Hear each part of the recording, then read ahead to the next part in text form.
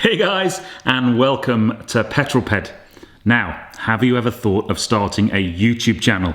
Well, pretty much 4 years ago, almost exactly to the week, I did. I used to watch the guys on YouTube. I used to think, I'd love to do that. And I took the plunge and started a YouTube channel. And in the last 4 years, I have learnt a huge amount. I've made some epic mistakes and had some amazing experiences. So I thought I would share with you all the things I've learned about starting a YouTube channel.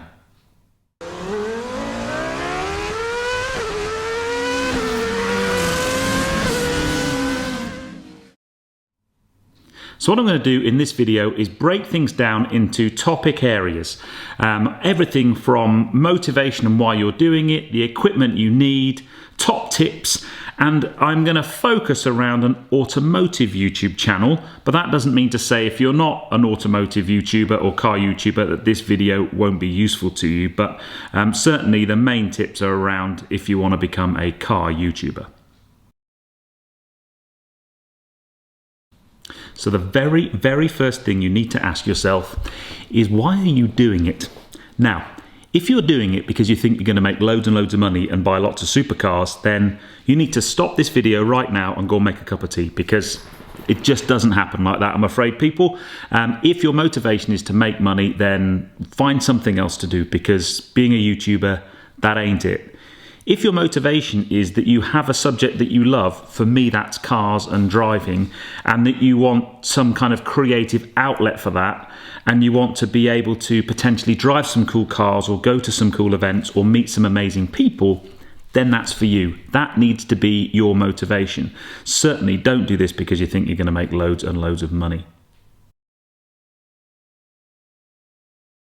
Okay, so motivation out of the way. The next thing, and I think this is really important, is you need to find your own style. It is not good enough for you to go and look at other car YouTubers. I don't know, that might be Shmee, that might be Mr. JWW, that might be The Stradman, that might be Seen Through Glass or Supercars of London or any of the other big guys.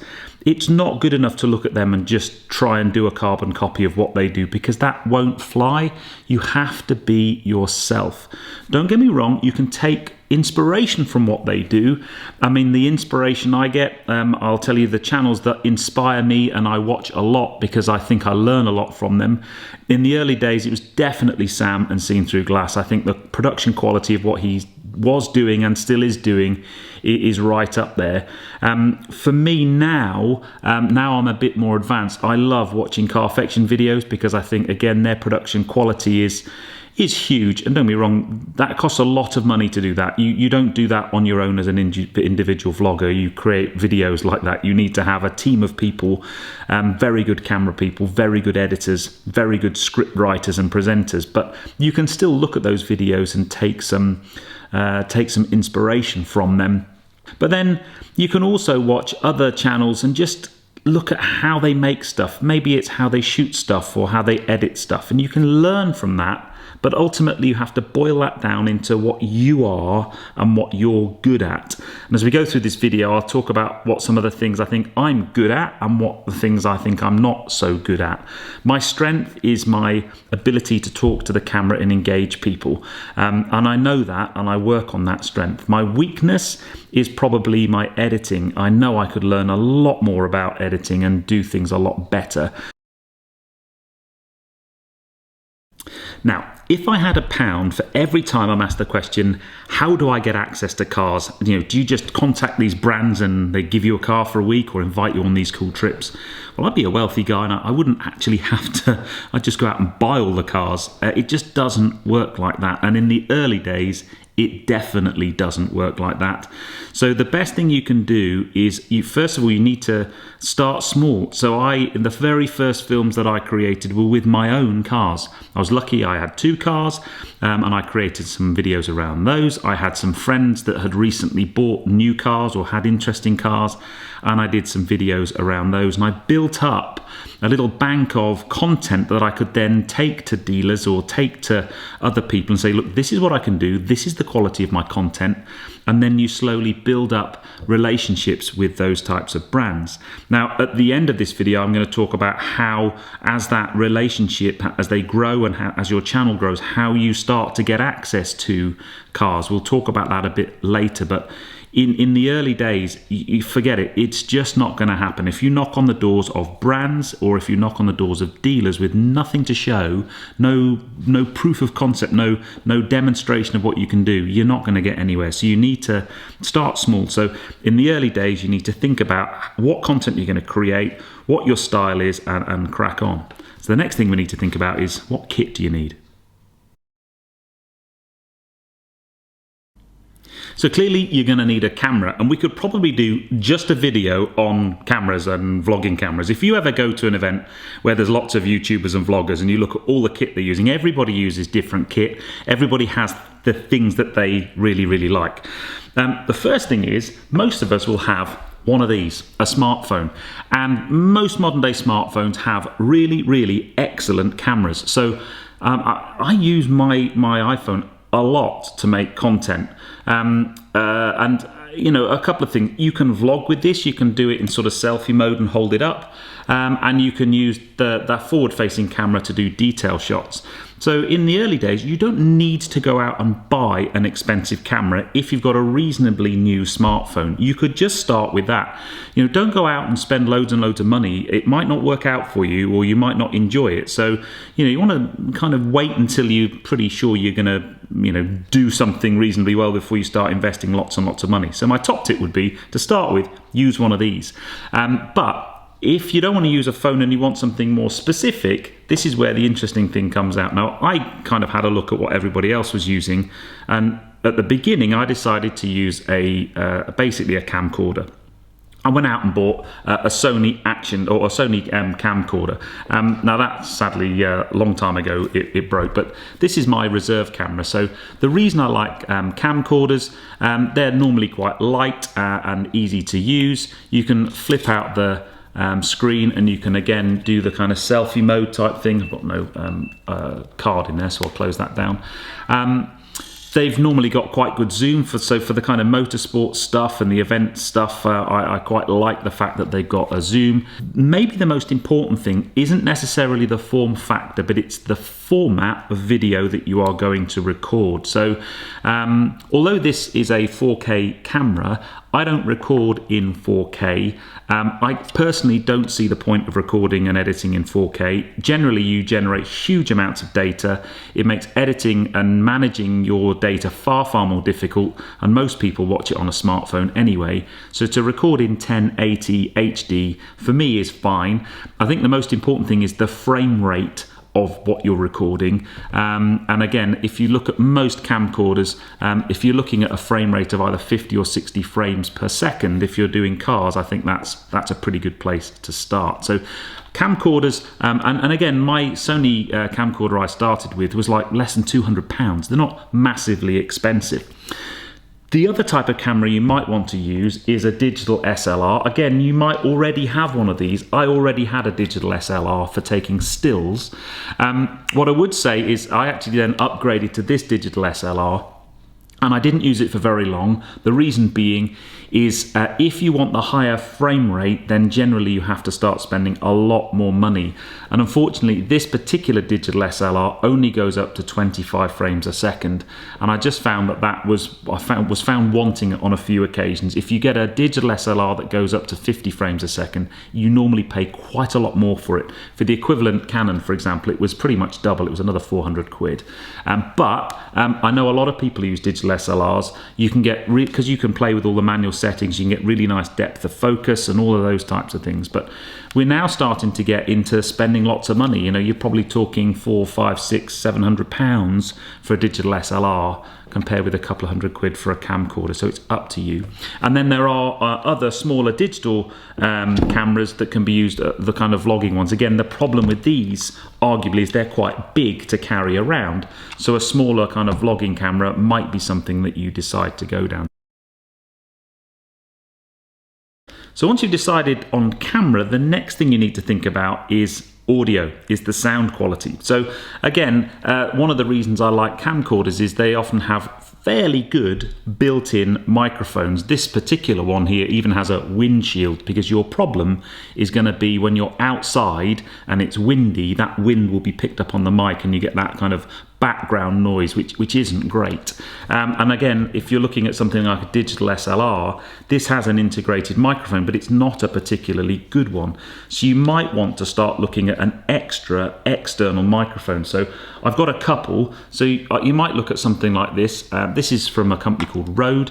They're not super expensive. I think this was like 60 or 70 pounds, and it basically attaches onto the top of either the camcorder like this, or you can stick it on the top of your digital SLR. It's very directional. Again, there's some different form factors, but you'll get far, far better audio than this. Now, what I'll do at the moment, I'll overlay a picture of the camera I'm actually using, because that's my latest camcorder, but I've got a much more capable directional mic sat on the top, again from Rode, but the difference is, whereas this one's like 50 or 60 pounds, the one I'm using on this particular shoot is like 250 pounds or so. And again, that's just a little bit more quality really. It's very directional and picks up audio fantastically.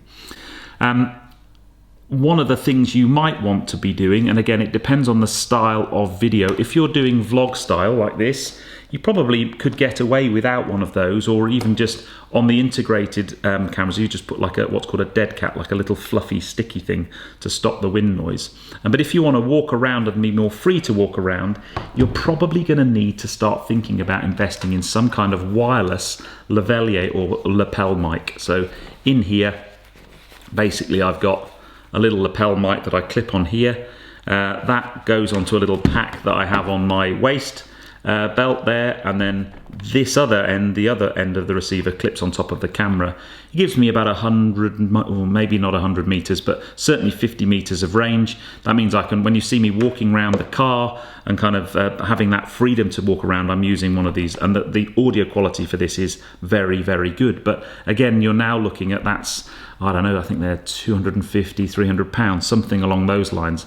And you can get more expensive than that too. Again, this is a company, a product from Rode. I'll put all the details of the various products in the description below if you're interested. So you do need to think about audio. But again, in the early days, I didn't have any of that. For at least a year, I just had my camcorder with the integrated mic, and I went like that. Okay, so that's the camera for on the outside of the car and walking around and general vlogs and things, but as soon as you get inside the car, you can't be driving along doing this because it's illegal. So you need to think about how you're gonna, what camera you're gonna use inside the car and how you're going to mount it. Now, first thing to say is it's quite possible for you to be able to buy a mount for your digital SLR or your camcorder. You could do that and use that, and I know plenty of vloggers that do that. However, for me, I wanted something a little bit more straightforward. Now again, the easiest thing is you may already have a camera that could do this. I already had a GoPro that I bought about a year before I started YouTube to use on track days and things, and I just started using that.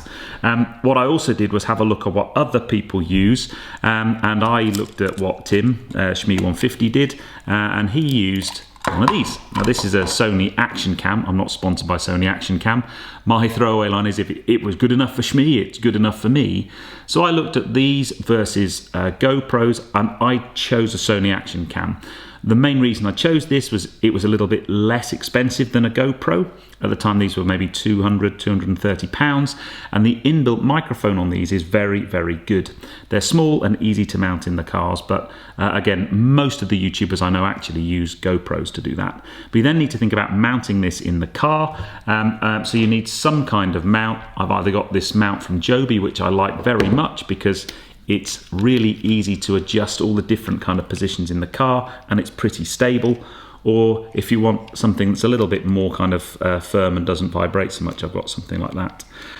Again, to start with, I just had a camera that I used in car. And then I would position it in different places and take the rushes off of that, the footage off of that, and put that into the editing software. As I've advanced, I've got more and more of these. I've now got 3 of these, and I use these on the inside of the car. And then you may well want to start putting stuff on the outside of the car. Again, you could use this on the outside of a car. You might put it in its little waterproof, windproof case to protect it. But the danger of putting stuff on the outside of the car is you must make sure it's attached properly, because when they fall off, and I have had one of these fall off the back of a Kia Stinger once, and it was run over by the car behind, and that was it, dead. But it's also quite dangerous if they fall off, and they could obviously fly up off the road and hit other road users. So if you are sticking them on the outside of the car, make sure they are attached really, really well with good suction mounts. I also really like these little GoPro sessions, these tiny little cubes. Sadly, GoPro don't make these anymore, which I think is an absolute travesty. Completely gutted, because these are brilliant. So, you know, you will need to think about some kind of in-car camera, and that's my choice. I use Sony ActionCams. So you've got all your kit, you've got your cameras, and you go out and you record some video. I remember the day very, very well, standing outside my house, holding the camera up for the very first time and saying, "Hey guys, welcome to Petrol Ped." And I did the video, and then I came inside and I thought, oh my goodness me, I've got all these rushes, all this footage. I now need to edit into some kind of output, into some kind of video. So where on earth am I going to do that, or how on earth am I going to do that? So very first thing to say is it depends on whether you're using a PC or a Mac. I happen to use a Mac. It's just off screen, just there. If you have a Mac already, on every Mac is a free piece of editing software called iMovie. I would recommend using that. If you're using a PC, again, a free piece of editing software on a PC is something called Windows Movie Maker. They're not the most sophisticated packages out there, but they don't cost you anything, and while you're learning, they will do you. I mean, I used Windows Movie Maker for at least the first year, maybe year and a half of me doing YouTube, and then I went to iMovie, and I used iMovie for probably 2 years. And then what you'll find is they have their limitations in terms of what they can and they can't do, depending on what your style is. And those limitations will maybe mean you have to then go to a more sophisticated editing platform or editing suite. The thing that triggered the change for me was I wanted to go from using 2 cameras, and iMovie allowed me to have picture-in-picture and work with 2 cameras. Interestingly, Windows Movie Maker didn't. So my trigger to go from Windows Movie Maker to iMovie was I wanted to use 2 cameras. The trigger to go from iMovie into Final Cut Pro, which is what I use now, is I wanted to use more than 2 cameras. But you might look at sort of Premiere Pro if you're using a PC, for example, from Adobe.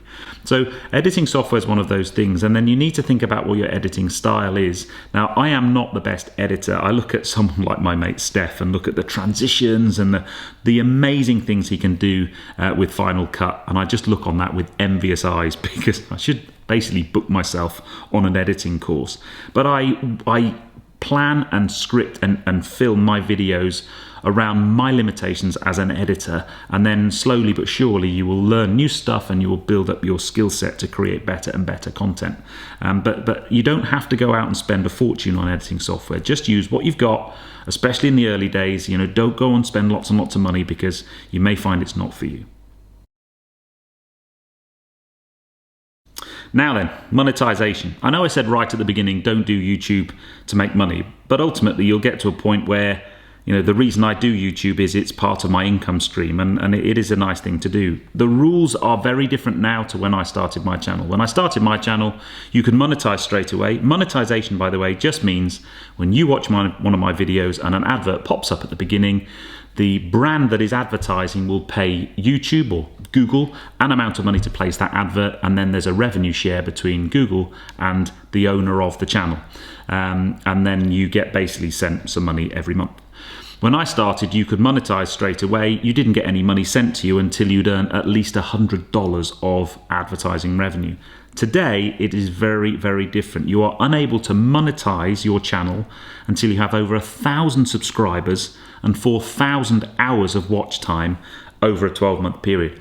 And that's a fairly big hurdle to jump over. And the challenge that, for me, that means is that before you monetize, when somebody watches one of your videos, there's no adverts in it, so Google aren't going to make any money from people watching that advert. So the incentive for them to push that out to a wider audience isn't great, to be fair.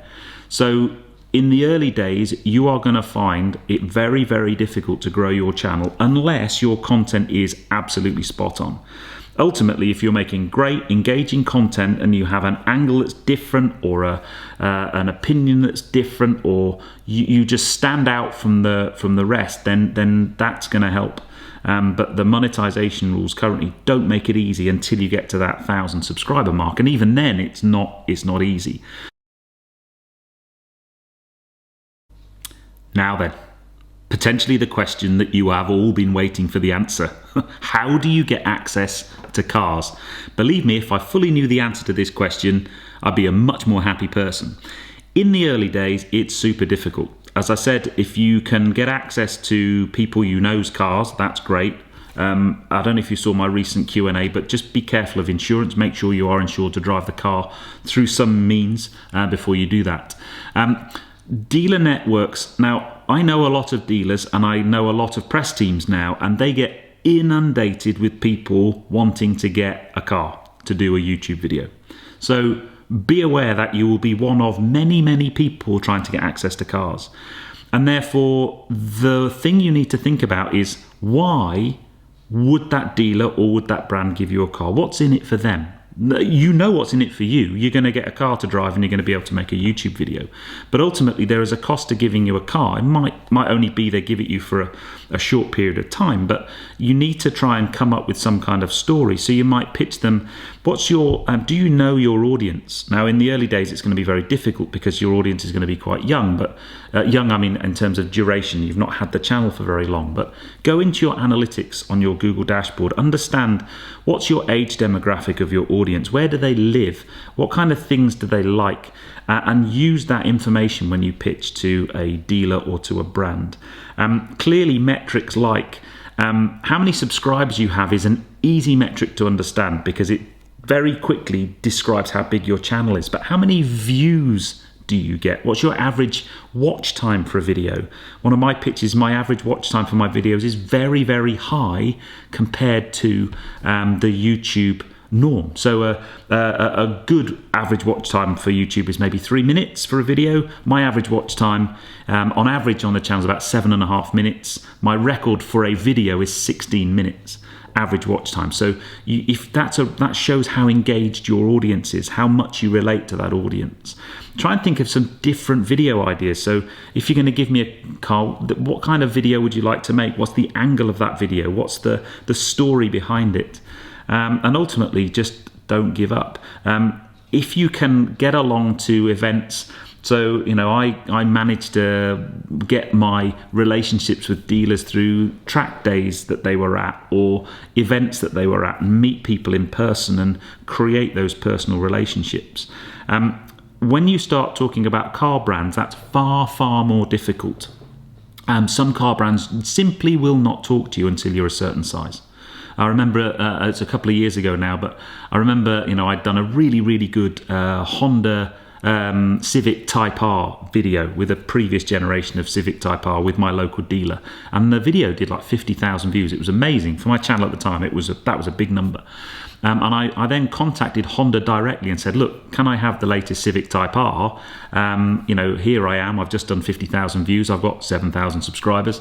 And I was very, very politely told to jog on because I wasn't big enough.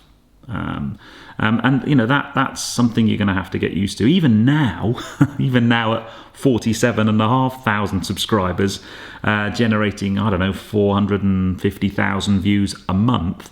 Even now, sometimes I get told I'm just not big enough or just not right for the brand or struggle to get into certain brands. There's no magic formula at all. It's just, you just have to create those personal relationships. But ultimately, if you've got a style, if you've got a great story to tell, if you're engaging, if you create quality content, truth or out, you'll eventually start to get access to those cars. But it is very, very difficult. And then the final thing, and I've just mentioned when we're talking about getting access to cars, about your level of engagement with your audience, Again, rightly or wrongly, I made a decision at the beginning of my YouTube journey to reply to every comment that was posted in the comment section under the videos. And I do that for a couple of reasons. Number one, it engages with you, and I start to create relationships with you, albeit online relationships. And that community spirit that you build up helps with people being more inclined to watch your next video or join you on your journey. And for me, that community that I've built up, you lovely peddlers, that's one of the deep joys of doing YouTube. It's one of the reasons I do it. I love interacting with you guys in the comments. It takes huge amounts of time. It's a very big commitment, but I enjoy it. And I'm sure at some point it will get to a point where I can't do that. But I watch some of the bigger channels, and you look in the comments section and there's loads of comments and they're never replied to by the actual channel. And I think that's a shame. It also leads to algorithms within YouTube that show that you have a highly engaged audience. And that means that YouTube are more likely to kind of push your content out into suggested lists and out to new people to experience your content. So that interaction, I think, is really, really important. But be prepared, it does take time. Also be prepared that you are going to get some positive comments and you're going to get some negative comments. Now, I've got some friends I know that have stopped doing YouTube or backed off of YouTube because of negative comments, or the kind of keyboard warriors. Be prepared for them. They are out there. They are sad little people with nothing better to do, and I'm sure I'm probably going to get some on this video. My problem is I find it very, very difficult not to bite when I get some hate in the comments, but ultimately don't let them affect you. You just do your thing, and much of it I'm sure is based on jealousy anyway, but just don't let them get to you. So I think that interacting with and communicating with the people who take the time to watch your content is super important. Well, guys, I hope you found that useful. I know, again, I had a question as part of the last Q&A. Someone said, look, I'd love to start a YouTube channel. I've got no idea where to start. Can you give me some hints and tips? And I thought, you know what, that sounds like a good subject for a video. I hope you found it useful. If you've got any other questions of stuff I haven't covered, then stick them in the comments below and I'll either answer them in the comments or maybe do another one of these if you've got like a follow-on one. But I hope you've found it useful and enjoyed it. If you have done so, please give me a thumbs up. Comments below are always welcome. And if you haven't done so already, please subscribe to Petrol for plenty more content to come. And I'll see you on the next film, guys. But you take care. Drive safe.